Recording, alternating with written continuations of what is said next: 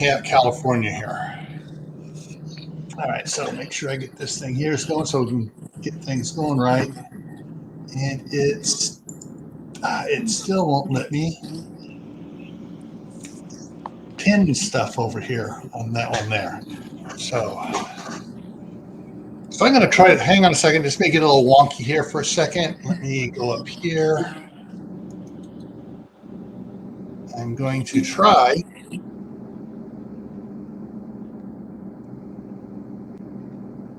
And I'm getting ahead in here.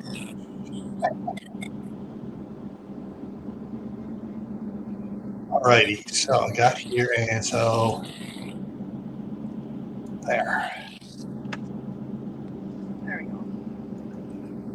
Okay, got that to work, but I don't want to keep it on this main computer. I'll try to bring up Cat Family Compound. I had to pin something, but I don't want to keep it up because it will cause the whole thing to jiggity and everything else. And Geeky Garden's in here. Hey, Jack. For those of you that are following the wet side of the nation, and here's Lewis. Hey, Lewis. Hey. And I like your hair. And Glenn, How the Garden, has posted about 4 or 5 videos today. He lost his one peach tree. He lost another tree that blew over. Otherwise, he's Glenn's doing okay there in Florida. Jack's on here, so Jack must be doing okay because I haven't seen any video. Of course, I've been in and out. Of course, it'll only show me the last 5 notifications, so I lose a bunch of notifications just because the way Chrome works, it doesn't give you all the notifications it's supposed to keep them up there. All right, so tonight's topic is going to be, I started planning it a little bit differently, but it's going to go both ways here. So let me bring this up. So as you can see by this picture here, pastures are burning. It's more of a rural area, and yes, got the rural area burning here. Now, something that made me think today, watching clips of all the damage from both Helene and. Sorry. I'm sorry, I just lost the name of the one that just went through. Milton, yes. Milton the monster.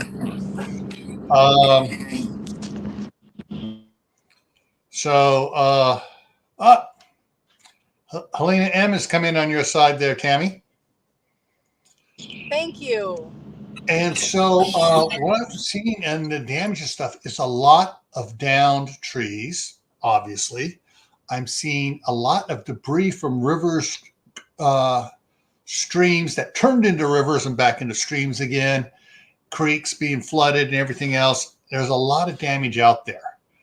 And as that stuff dries out, it's going to be a tinderbox all the way up to northern Florida into Georgia, North Carolina, South Carolina, West Virginia, Tennessee, all that area where it had stuff come down is, if it doesn't go before wintertime, it's going to dry out over the wintertime and amongst the rains and stuff. And come springtime, it's going to be a tinderbox too. So that's going to be another fire issue that is being brought on by the hurricanes that nobody thought about. That's a future issue. So, but for this one, we're going to talking tonight. I originally planned on talking about urban wildfires, where we've built right up against the forest or up against the plains and stuff, and no one's managing the wilderness a block away. Hopefully, Rick, you're right. Hopefully a lot of them will gather for firewood, but there's so much stuff down. They'll have more firewood than I do, and I got 30 cords set aside for my trees that I took down. And that was just, a small area along the irrigation ditch that we took down. But as you can see here, I mean, wildfires burn, if nobody's out there clearing the underbrush, if the powers that be, I'm not going to go name names or political parties, decide, oh, we can't, burning is bad for the environment. No, it's not. Nature burns, nature regenerates. The Native American Indians recognize that, and that's what they did for hundreds of years. Here in California, there's a couple of mountains, Mount Diablo, Mount Tamalpais, Mount Wanda. They used to burn those at least once a year, if not twice a year. They would burn it in the springtime before all the greenery came up and burn all the dead stuff off. Then in the late summer, as everything was turning brown, they'd burn it again to burn the grasses and the small brush that had come up during the spring and summer, burn that off so it didn't become a fire hazard, and turn it all into biochar and make absolutely fabulous soils up here in the forest. Well, since the white man came in, burning's bad, we're not going to burn. We're going to put out all the fires and save all the luscious trees and brush. Adds nitrogen to the fields and your gardens. Yep, adds nitrogen, adds the carbon, adds the sugars from the plants into it, which makes more stuff grow. So without it, yeah. And then of course, we got example, Yosemite National Park. All the oak trees got cut down when they were building the lodges and stuff, and pine trees started coming. Well, pine trees aren't native to either Yosemite Valley or its sister valley, which is now a reservoir for San Francisco, or a lot of the other. There are pole pines around, but a lot of these big valleys and stuff, it's oaks. And the Indians know how to treat the oaks and how to harvest food from the oaks. And white man came in, evolved their political. I need to stir the people up, and I'm going to give them a cause so they vote for me. And so they eliminated a lot of the native plants and allowed the non-native surrounding ones to encroach in. They're finally getting native oak trees to grow in Yosemite again, and they're taking out all the pines. That's the way it's supposed to be. Get rid of those pines, bring back the others. Anyway, here you can see along here, the areas where it's burning in this picture here, they were not doing, they did not believe in such a thing as prescribed burns. They did not believe in using Mother Nature's own weed control, fire. Yeah. And so you get all this built up brush, manzanita, poison oak, poison ivy, mostly poison oak around here. And you get all the sagebrush and everything else that's, usually gets burnt off and doesn't become a problem. And what is growing is usually quick growing, lush, berry producing, and vibrant for the animals to eat. And they got all the stuff that grows up and sags and dies, and soil gets depleted, and it's not really good. Jack says 10 years or so ago, we had wildfires all over Florida, rural and urban. Got within a quarter mile of the health department where I worked, woke people up, and they done controlled burns every year since. Yeah. The plains where the buffalo were, they would hundreds of miles, thousands of square miles would burn every year, put out more carbon dioxide and smoke than the industrial revolution ever thought about putting out. But what happened? That carbon was drawn back in by plants, turned from carbon dioxide to oxygen, and wildlife was abundant. So let's go to the next one here. Some other ones you can see it coming down. See all the dead. You can't really tell it down. I'm looking at the picture on a smaller screen here, But on the left-hand side in the middle there, all that brown, that's about 3-foot high weeds.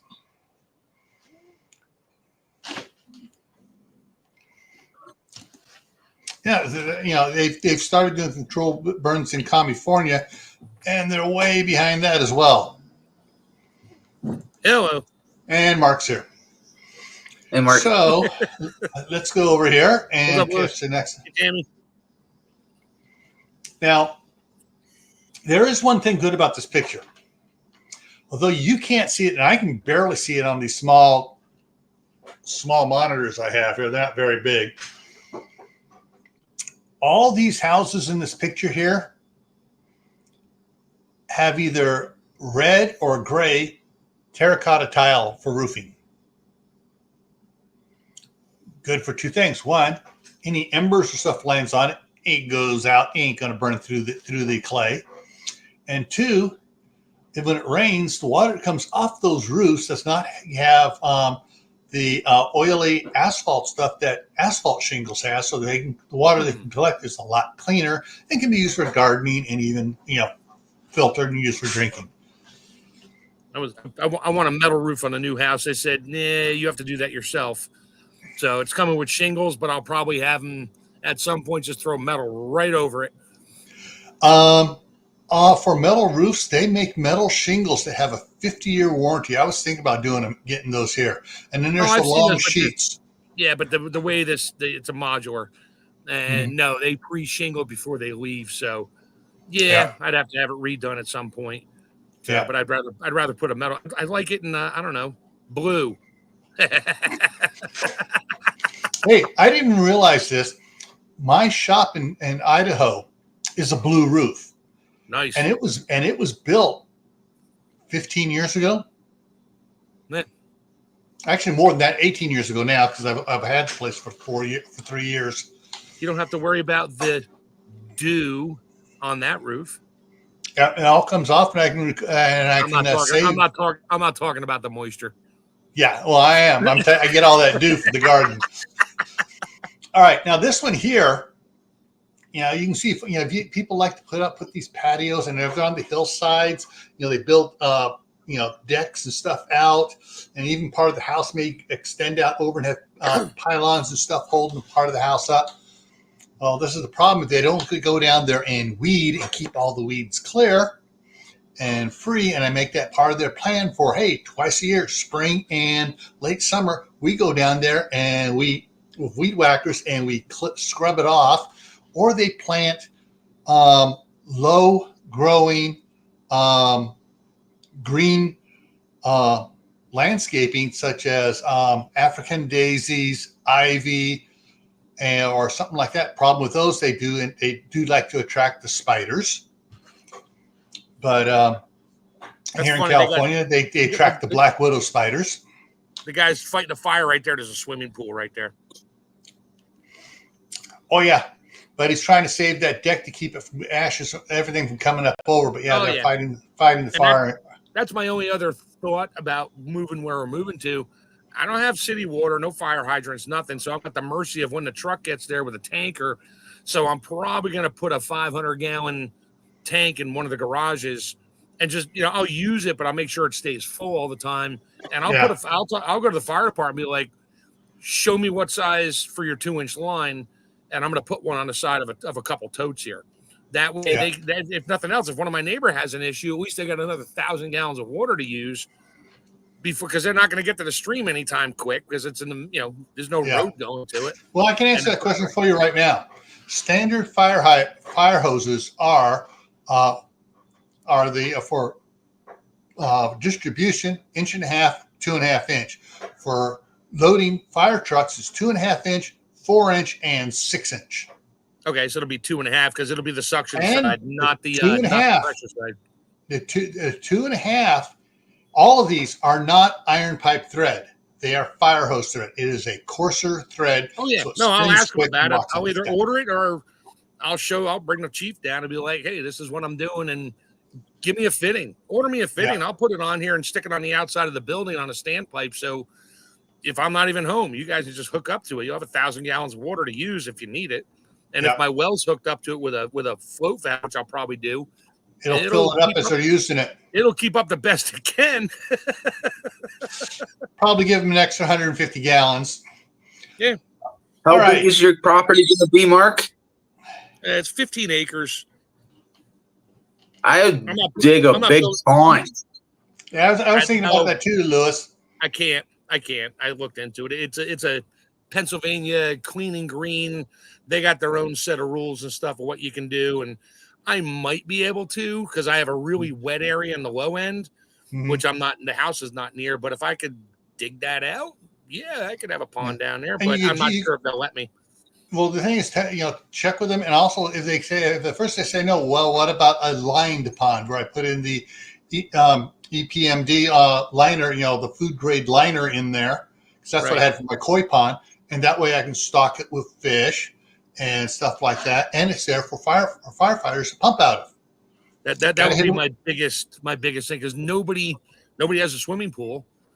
So it's not like you can just like tap onto, drop a suction. I was on a fire department. It's not like you can drop a suction line in somebody's pool and, use that as backup water because they're not going to relay it from anywhere. They're going to have to bring trucks in the whole time because the main highway is about a half a mile away, but I don't think there's a water main running down there either.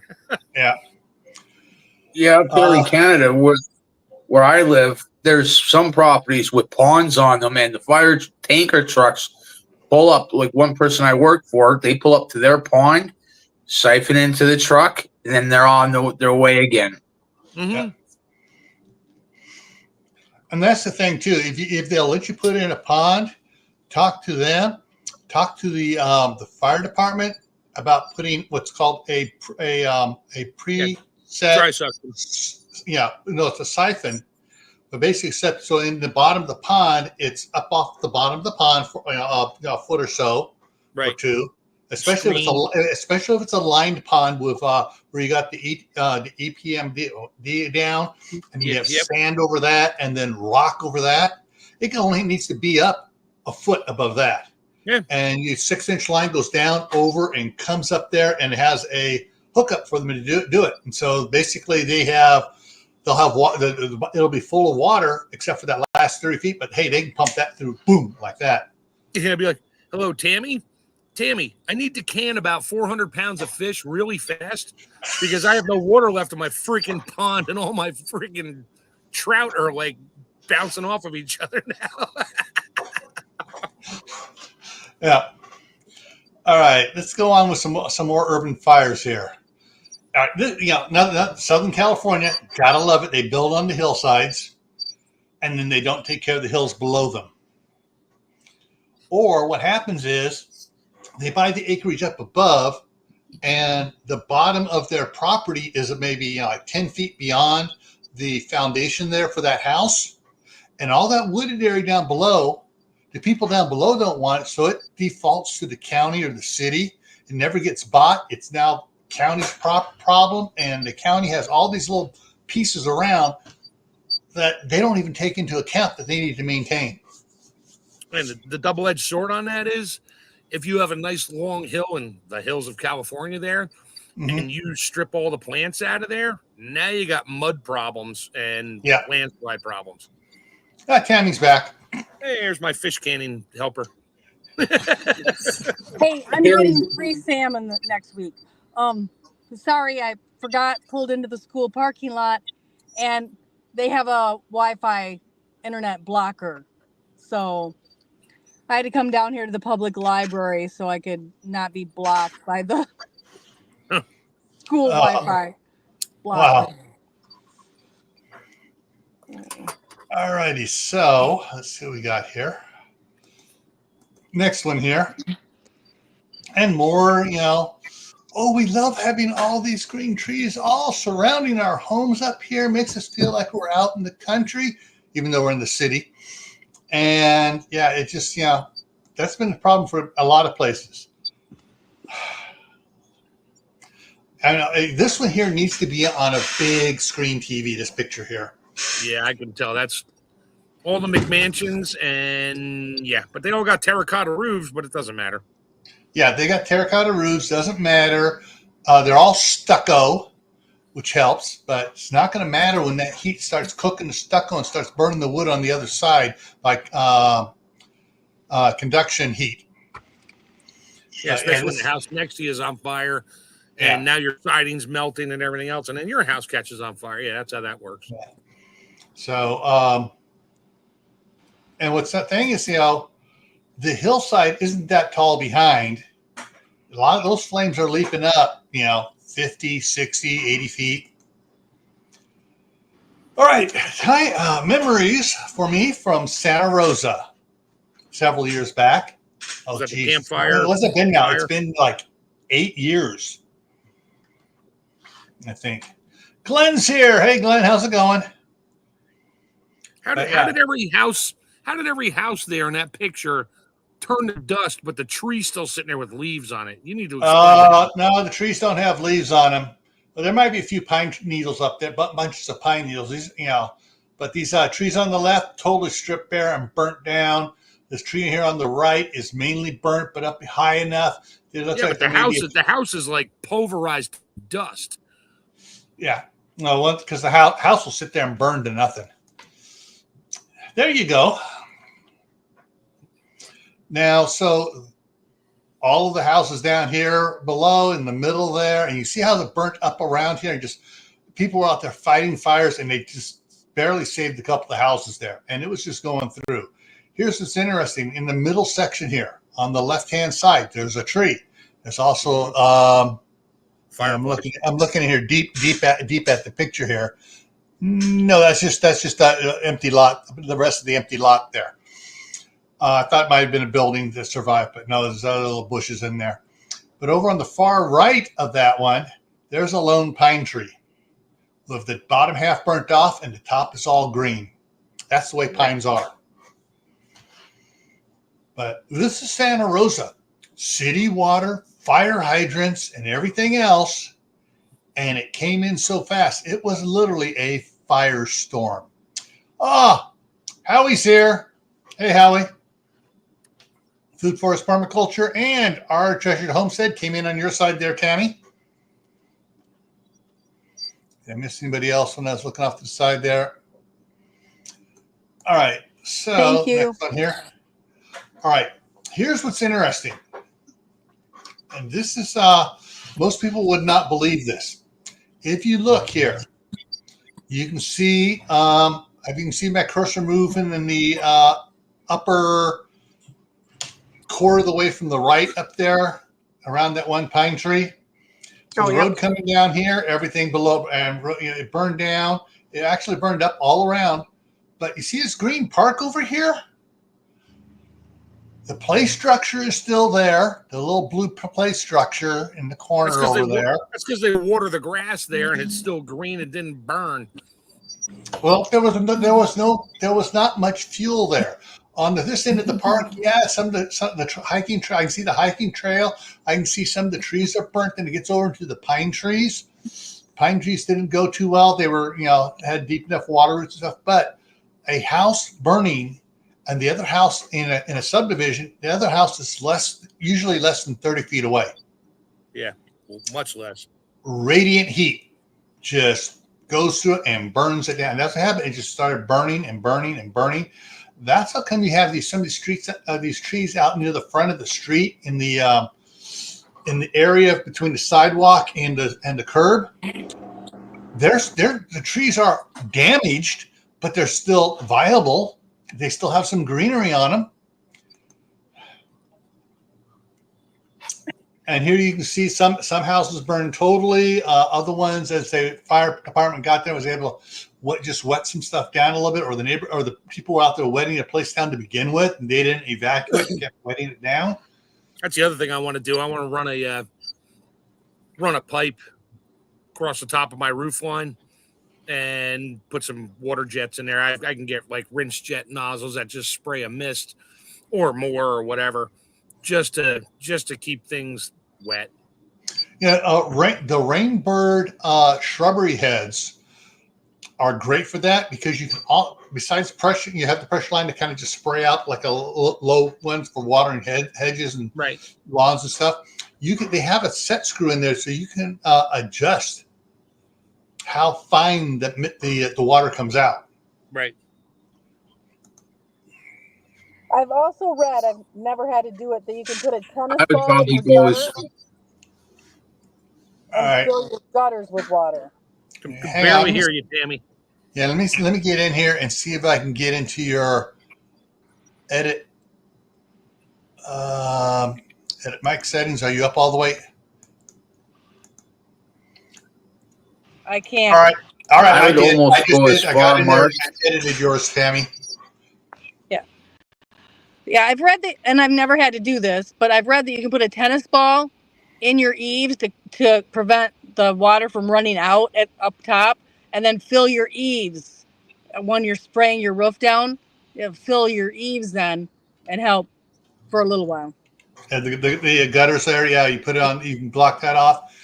Problem with that is if the gutters were not installed properly and it fills totally full of water, No collapse. it'll collapse. However, if you go up there and you look at it, you don't have the mounting brackets every so often. They do make a great aftermarket kit thing. Hang on, let me get to it here. So basically, it's a nail about that long. I've repaired mine. So for everybody else to know too, it has like a little sleeve the width of the gutter. Yeah. So it goes inside. So you drill your hole, you put that in there, put the nail through it, and then nail it into the rafters. When I had my gutters done, they actually use these other types of brackets with a 7 or 8 inch long screw, and they use a 5/16, impact, whatever, and they just run them in, and it stops. It doesn't crush your gutter. So you really need more of those if you have ice conditions in Michigan. Right. I lost a whole gutter off 45-foot long section. Yeah, they put some. They put the ones up on my house. I think I'm going to go back and add some more brackets on from when they did it. But they put all the heat tape in there to keep the snow from building up on it. My mom had no gutters on her house up in Maine. She has gravel or had gravel, I guess about 6 feet out all the way around the house. So the water would just come off the roof.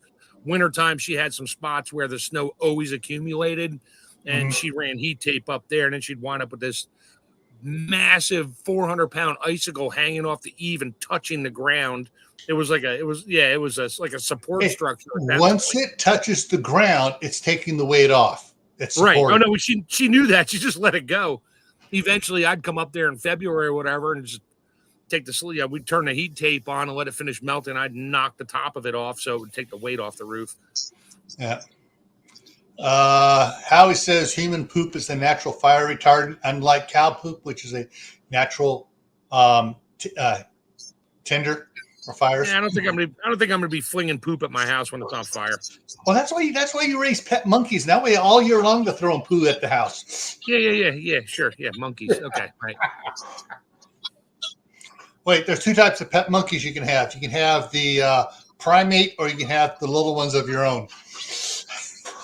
All right, so on this one here, you can see. They were not able to evacuate all their vehicles. It came in so friggin' fast. So you got to have a plan on what to do, how you're going to react, how you're going to move. Let me switch this the other way here. There we go. And it'll come in, and the fire comes so fast once a firestorm gets going because it creates its own wind. And as it creates wind, that's a hot blast of air coming across out of the fire going to other areas. And so let's see what else we got here. Next one here. And then, of course, there is the other effect of urban wildfires, the animals, the pets. This was, I can't remember. It was up there near Santa Rosa, but they were finding a lot of cats. Cats are smart. A lot of cats survive fires around. Some of them get burnt. They get singed. Dogs seem just to, get worse off than cats do. But cats seem to come out of nowhere, or they shouldn't be alive. But Cassie, there is a part of the CERT program, which is the Community Emergency Response Program. There's when I was working with Noel Cross of the Contra Costa Animal Services, we created 2 addendums to the CERT program called CART. And basically it's Community Animal Response Team. And it was to deal with people that are evacuating or in the aftermath of fires and stuff, dealing with all the pets and stuff to, how to deal with them, house them, store them, set up temporary shelters, just like a Red Cross shelter, but an animal shelter. And one of the things is if your county or parish has a CERT team, find out if they also have a CART team. And the CART teams set up right next to any Red Cross shelter. So people that go to a Red Cross shelter and have their pets, Red Cross will not allow them to bring the pets inside. However, that's why they set up the CART centers next to it. So they, go check your pet in over there, come in, sign in and stuff, and you go back and forth, see your pets, care for them, feed them, whatever, do whatever you need to do with your pets over there. They have full collapsing kennels and stuff to set up for them, and the bags hold all the owner's information, which comes to another part of the plan I'm going to talk to in a minute. And in fact, I'm going to talk to it right now. So in your plans dealing with yourself, your children, your home, your cars, and your pets, you need to have a binder with hard copies of all the paperwork, insurance,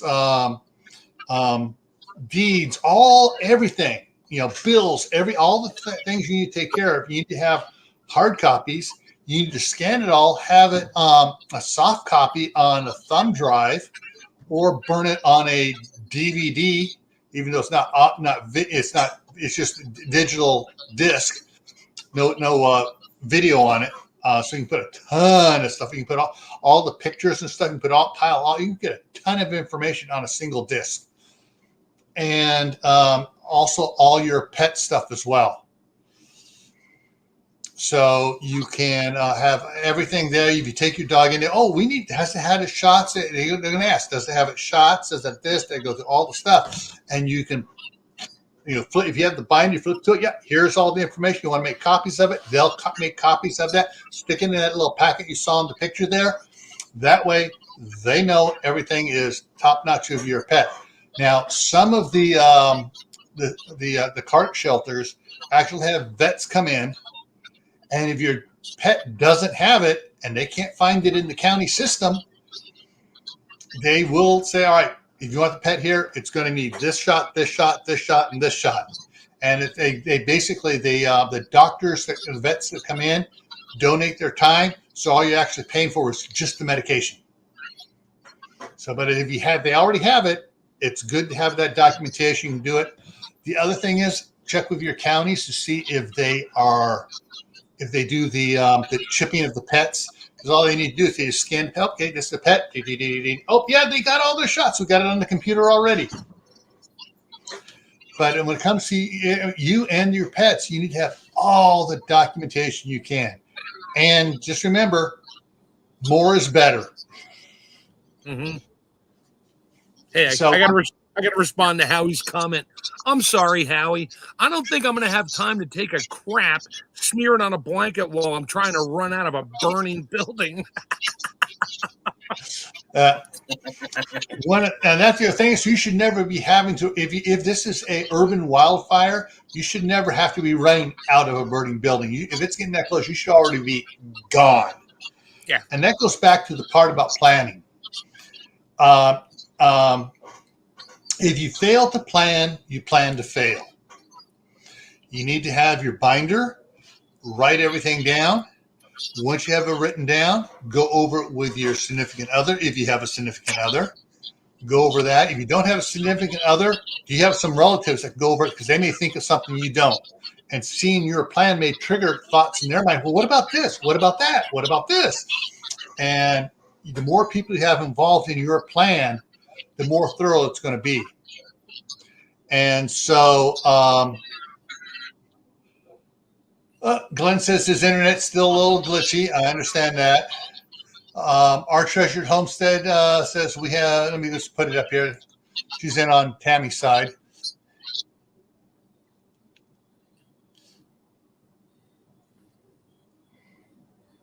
Yeah. I mean, all right. Back when Leland Stanford became governor of California, they had an atmospheric river come through so bad from Hawaii, it flooded so bad that Sacramento was flooded, and he had to take a rowboat to the state capitol to get sworn in. And oh, wait a minute, that fall, they had major fires because all that water, all that grass grew up, and they had fires. But yeah, your state and county should have a whole spectrum approach to emergency preparedness on the county level or the state level. So that way, they have fire, they have wind storms, they have flooding, they have ice storms, they have drought, they have plans for everything. So in your planning, your binder, you're going to want to have, divider tabs. So you write your stuff out. All right. One thing, contacts locally and out of state. It's becoming less of a problem so far. Back in the, early 2000s and before, when there were floods, earthquakes, and stuff like that, and the phone systems was affected, generally what happened was the phone lines, you get fires and stuff, and the lines would short out and trip breakers at the local switching station for the phone company.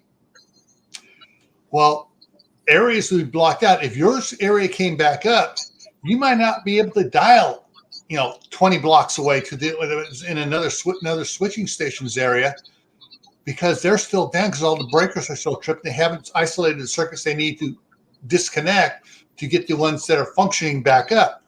So it was easier to call out of state.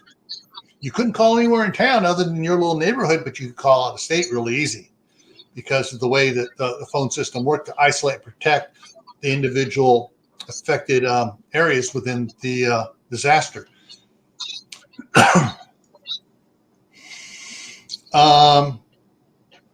So you need to have some out-of-state contacts. Nowadays, if you happen to have a phone, let's see if I can do this right, that has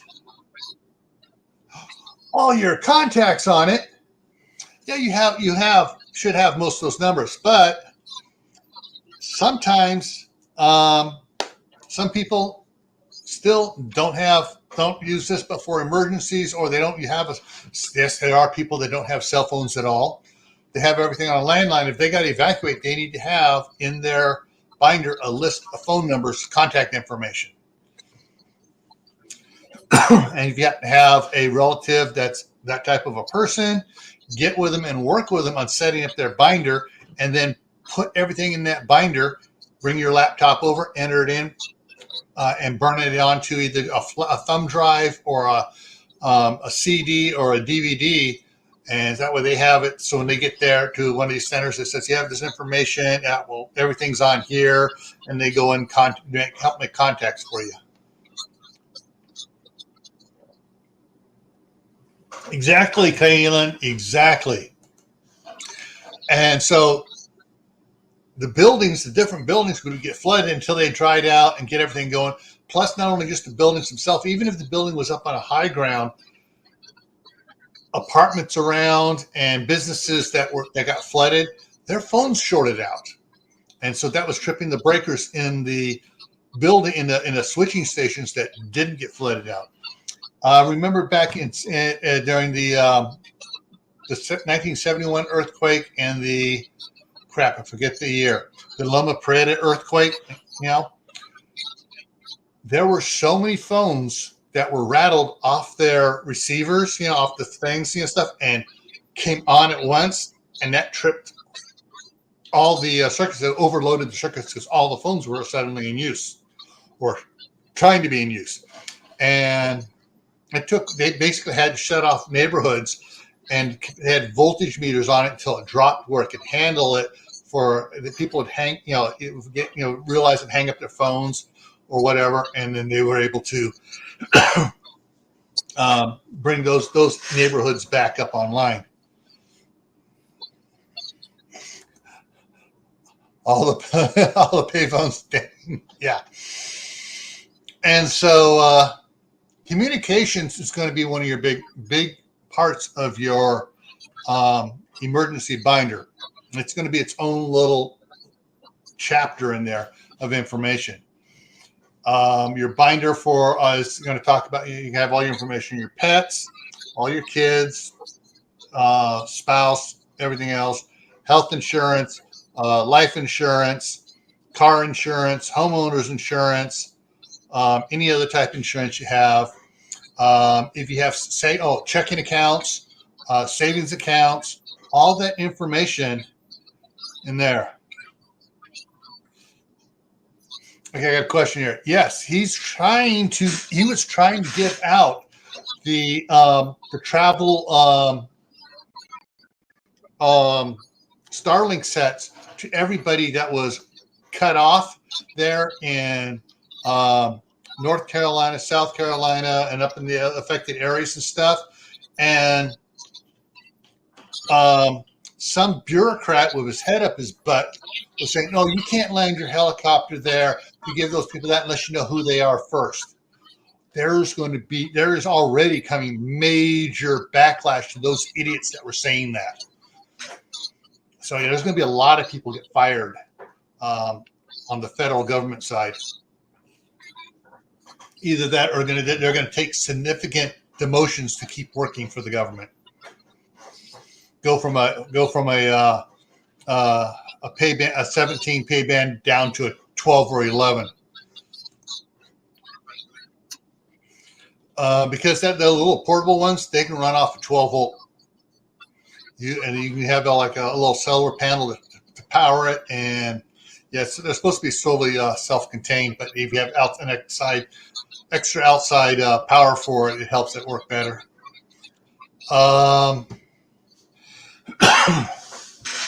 What other things about urban fires? Now, so in your little disaster book, urban wildfires is one chapter. There's going to be a chapter for flooding. There's going to be a chapter for earthquakes. Everywhere actually gets earthquakes. Some don't get. Some areas like California, Oregon, Washington, Alaska get a lot more, and Hawaii get a lot more. But start with the most common disaster events that happen in your area, and then work your way down to the ones that never happen.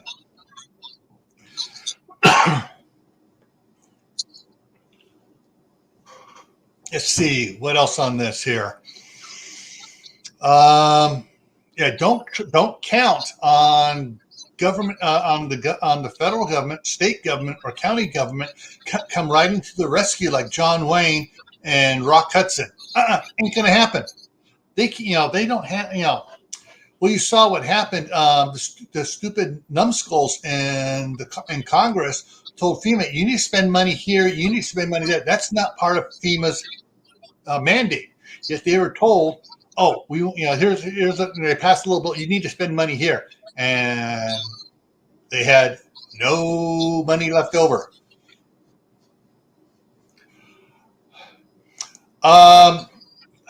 They're supposed to be that $750. It was short because FEMA ran out of money because Congress had them spending money on illegal aliens. Yeah, but it's also a loan, not here's your money. And if you don't pay it back, they take your property. So that's another problem. Yeah. There are loans to get out.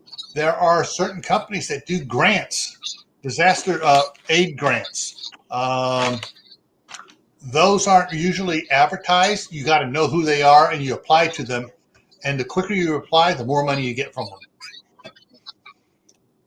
And if you don't have ID, you're not getting that $750 either. Yeah, that's why you need to have photocopies of everything, including your ID. Now, so I just got a new driver's license because the other one expired on my birthday. I still have the old one.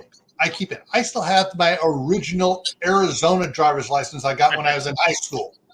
I have all my driver's licenses in a nice envelope. I keep them all. Certain states don't like it when you do that. They want you to turn it into them to give you a new one.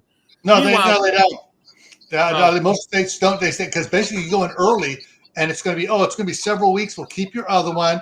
Here's your extension paper to show in case it doesn't show up on time. You get it too close to your birth date. Yeah, they send it in the mail. Dispose of it. Cut it up and dispose of it. Nope, I ain't cutting mine up because I go in there. I can go and say, hey, this is me. Well, you got any other? Here's the history of my driver's license. This is all my driver's license. All the years. It's expired, so you must be dead. Yeah. Generally, people they'll see that they have a bunch of them in order to go. Yeah, I guess it's you. Someone wouldn't forge ones that old. So if you have your current one, this license for 60 years. Yeah. Mother Earth Garden Club, welcome. And she says she came in on Tammy's side. So here in Minnesota, we have floods, tornadoes, occasional fires. Yeah, and so you want to have plans for each of these.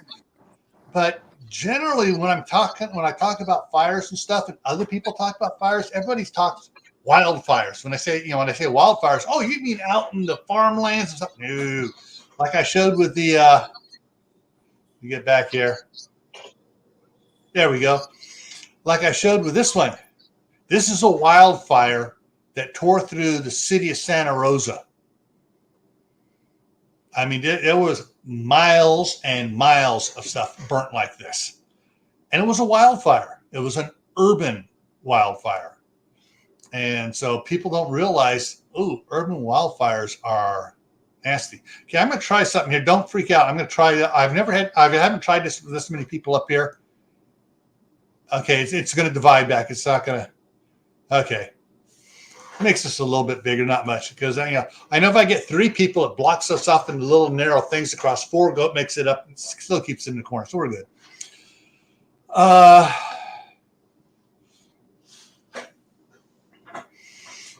right. Last earthquake was 1917. Well, the last major reported one. I'm going to do something here for you. I'm going to pull something up here. Latest earthquakes. Okay. Let's see if I can do it here. Come on. I got back off here. United States. New Zealand had a great big one this week. Yeah. All right.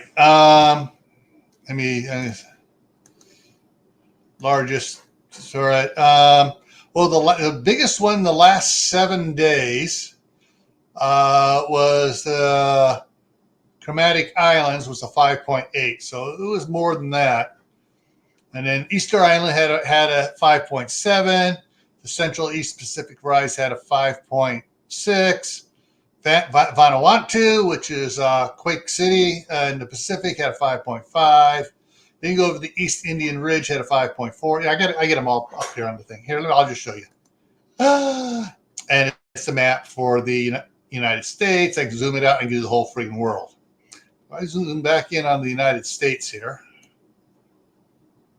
Try to get, okay, there's, it's hard to see the border lines. Okay, so Minnesota's in here somewhere. And if I change this to this, it may freak it out for a minute.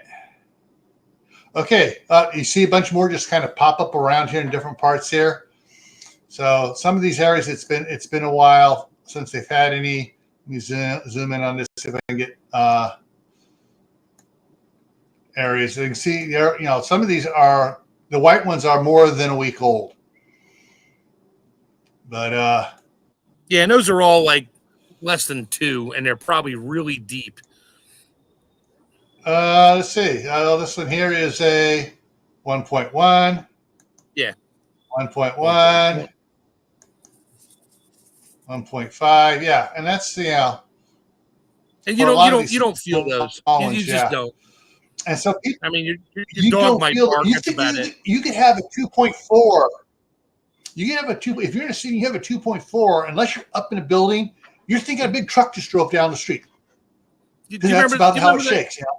You remember that earthquake in Virginia back? What was it? Should have had to be 12 years ago now, or probably like 12 years ago. I was in my work truck, sitting outside. It was like one of those row buildings of like garage doors with like caterers and different businesses in there. Yeah. And I'm sitting in the truck with the window shut. All of a sudden, I sort of heard something like all the doors rattling a little bit, like somebody was opening a garage door. I looked up from my computer and like everybody's walking outside looking around, and I'm sitting there going like, dude, it's just me, but hi. And like, you didn't hear that or feel that? I'm like, no, I was in my truck. I was on rubber tires. So my wife felt it. Everybody else felt it, but I was in the truck and I didn't feel it because I was insulated. I have a better earthquake story. So we don't get them in Michigan very often. Like 2 in my lifetime. Okay? Well, the first one in my lifetime that I remember was at the exact time my daughter was born. Well, the hospital is actually set into the ground so deep that on the 3rd floor of the hospital, the curtains were swaying. And my significant other thought I was shaking the bed so hard I was making the curtains sway. But she was born at the exact time as earthquake. We've had one since then. She's in her late 20s. We've had one since then. Yeah, you didn't name your daughter Tremor or something, did you? No. But the hospital's like actually bolted into like the tectonic plates. So like it was literally it was literally swaying. I'm sorry, you can't see me in the dark in here, and there's no light in this car. But the building was literally swaying, and the Venetian blinds were going back and forth in the window. Let's see. Hey, do you know how to make a Venetian blind? Poke them in the eyes. Dad jokes. Yeah. All right, I'm trying to bring you something up here, and it's not cooperating. I missed my. Wait a minute. Here we go. Okay, let me see. I can make this large here just to surprise you guys here. Save images. I'm going to put that into. Hang on a second. I got to get this over to the right folder here to save it.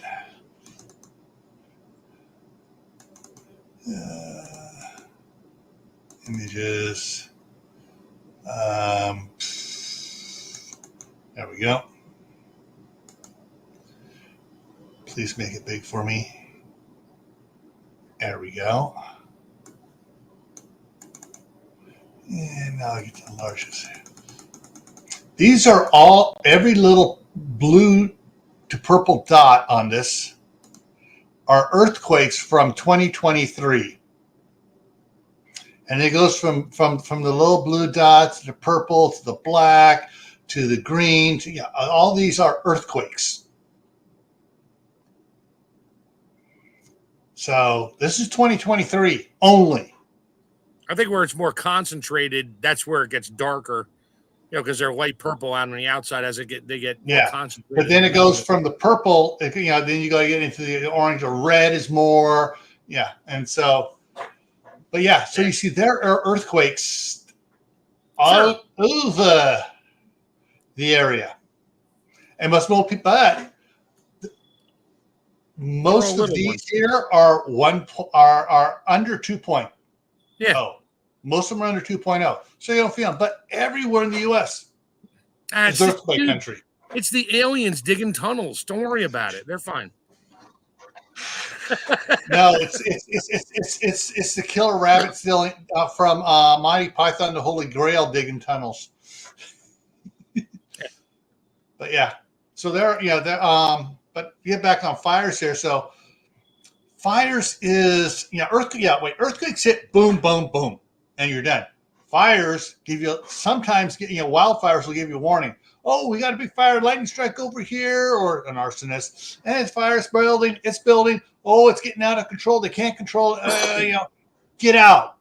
And you got a couple hours to get out usually. Couple hours. That's, when they say evacuation, it's gone wild and it's coming at you. And, it's hopefully your Tesla charged up by the time you need to run. Yeah, it's more along the lines of this, and you need to get the heck out of there. The fire is coming. It's out of control. Let me go back over here. Hang on here.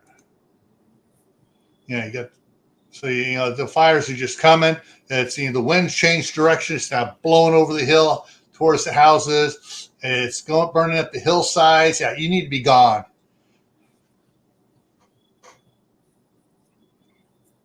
Yeah. So yeah. That's it. I'm building my house out of concrete and fireproof glass. Someone, I can't give you his name because he's known, built a house that was 2 stories underground. Yep. Twice the thick concrete walls as they said he had to. He built the exposed floor was 3/4 exposed. And then he built a huge parking lot on top of the house. Garage was on top. It was a parking lot, covered parking lot.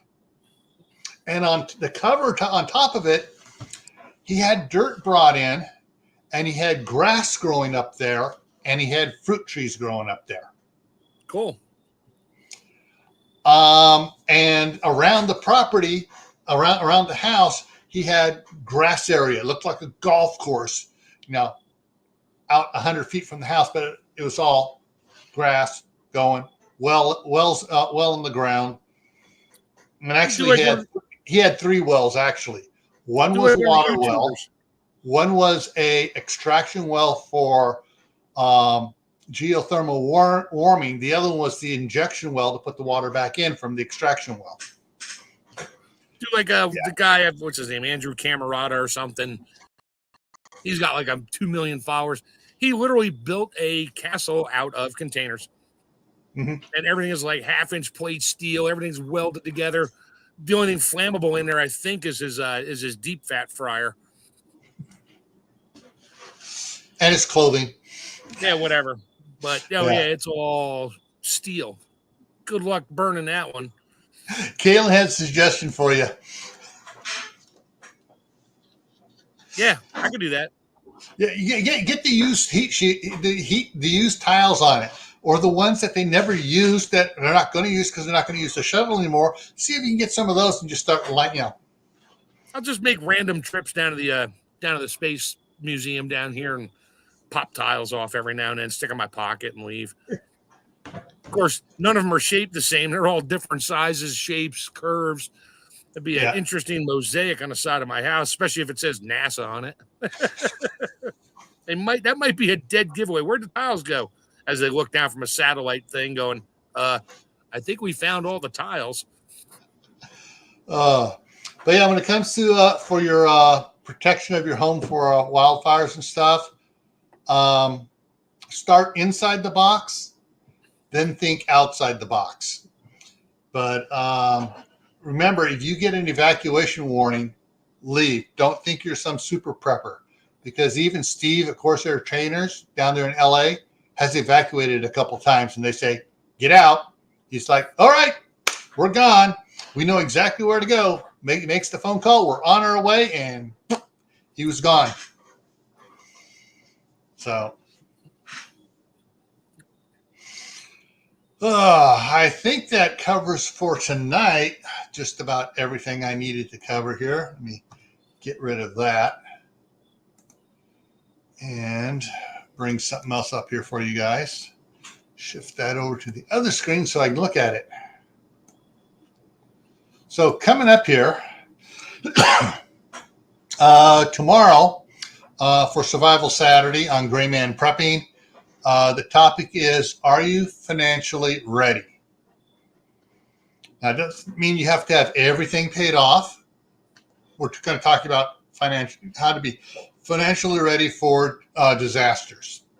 On Monday, back here on Camp Patton Family Compound with Tammy and Mark, we're going to be talking about canning butter, aka ghee, and all the ways you can use it. Mm-hmm. On Tactical Tuesday for Gray Man Prepping is archery for you. Thursday night will be the midnight ride.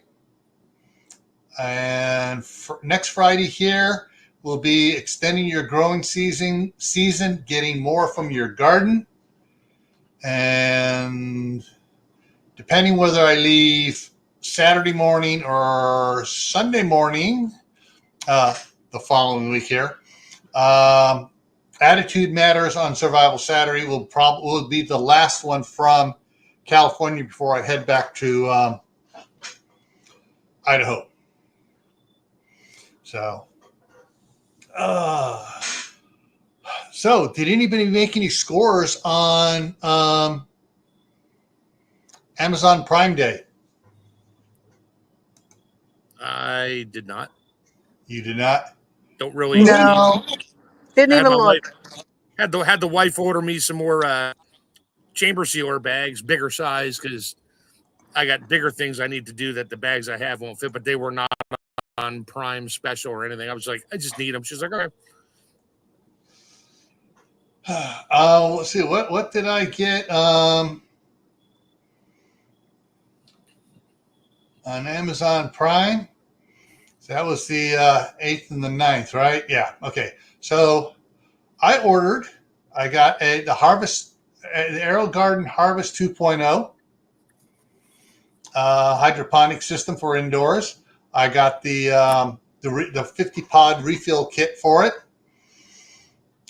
Both of them were on 37% discount, so I got both those.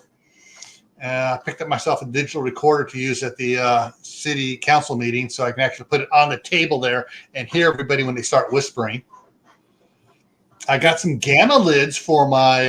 You shouldn't have said that live on your feed. Somebody's going to hear that and know it's there now. Oh, they're going to know because I'm going to put it right there in front of them and go, this is because you guys start whispering, and I get complaints on the videos that people can't hear what you're saying. Well, that's not for public knowledge. You're in a public. Yeah, I go. Oh, the attorney's already told me. Yeah, you guys need to speak up. If they're going to discuss something. Here's Tammy back. If they're going to discuss something that's not, that's more personal, private type stuff, they have what's called a in-council meeting only, where they discuss who's behind on their payments for the water and the trash pickup and stuff like that, and that they take into a closed session. But they just don't want. He says everybody sticks around for it, but they don't. It's not going recorded. That's the only thing that makes the attorney a little bit nervous. I told him, hey, they used to do that too in city and Martinez, but then someone told them, hey, you need to make that open public. Well, you might embarrass somebody. Good, then they'll pay their bill. So they spent 3 months making a thing that they're gonna start discussing all this stuff. They were surprised how many bills and everything that was in arrears were suddenly paid for. Yeah, because they just got called out in public. They were going to get called out in public. Right. All right. Anyways, I also ordered gamma lids. They were. Hang on, let me just bring that up here. I can show you the ones I got. Okay, here we go. So the ones I got was $6.44 off. So I got the gamma ones, the 3 set, and then what else? I also picked up more of the. I showed it in a video. The Pyrex Snapware I got the 5. Actually, hang on a second. I got to pull one out of the freezer here. Yeah, I went to there it is. This size here, and it's got shredded meat in it that I cooked before I came up here. Yeah. So I got another 5-pack of those, and I got 5 of them in the chest freezer full of shredded meat I made before I came up here, and that's what I'm eating up here. I'm trying to do the carnivore diet just to see if I can get my body cleaned out here for a little bit. But so those are the things I ordered on Amazon Prime. That was it. Some other stuff I hemmed and hawed about, but I really don't need that. So anyways, I'm going to go ahead and wrap this up here now. So Arrow Garden is going out of business. Check their website. I'm not sure if stuff's going to start. They got stuff on 30% off on their website. I'm not sure if things are going to start dropping anymore. If they're still functioning come Black Friday, you need to check for their on Black Friday, see what they have for sale. Stuff may go for even more discount on it. So be the time to buy stuff for it. Oh, here we go. Cool. Excellent, Mother's Garden Club. An emergency fire blanket. That's how you get out of the house. Or that's what you throw over the stove if it's one of those ones for extinguishing the stuff. Well, you could probably throw that over yourself too and run out the door if that's the case. That's what I said. Yeah, for getting out of the house. All right, everyone. Take care. Work on your emergency plans, and remember to include copies of all your important documents in those. Okay. All right. See you later. Have a good night.